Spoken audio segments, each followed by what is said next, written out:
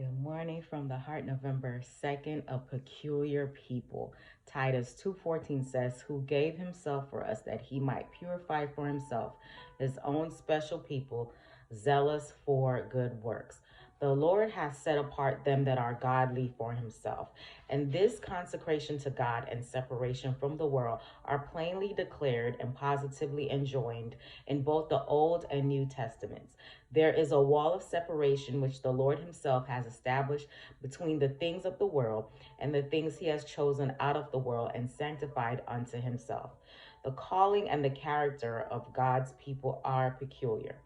Their prospects are peculiar, and these peculiarities distinguish them from all people. All of God's people upon the earth are one body from the beginning to the end of time. They have one head that directs and governs the body. The same injunctions rest upon God's people now to be separate from the world, as rested upon ancient Israel. The great head of the church has not changed. The experience of Christians in these days is much like the travels of ancient Israel. As we read the word of God, how plain that God's people are peculiar and distinct from the unbelieving world around them.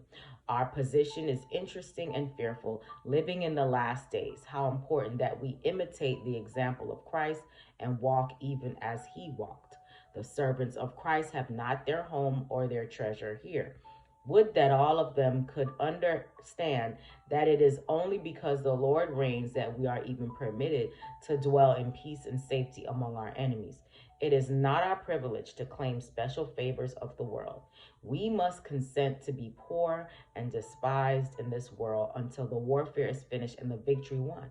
The members of Christ are called to come out and be separate from the friendship and the spirit of the world, and their strength and power consists in their being chosen and accepted of God. How honored is that? Even so, the members of Christ are as he was in this world. They are the sons and daughters of God and joint heirs with Christ. And the kingdom and dominion belong to them. The world understand not their character and holy calling. They perceive not their adoption into the family of God.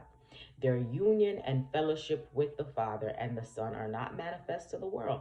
And while they behold their humiliation and reproach, it does not appear what they shall be. They are strangers. The world knows them not and appreciates not the motives which actuate them. I hope you have a great day today. Live from the heart.